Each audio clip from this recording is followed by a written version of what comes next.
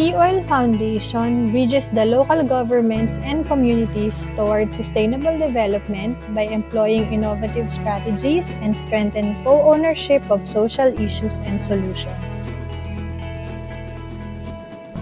We envision leaders and community members sharing responsibilities and resources to improve lives of people. Our mission is to initiate programs that build stakeholder value through local government and community engagements while strongly promoting integrity and good governance.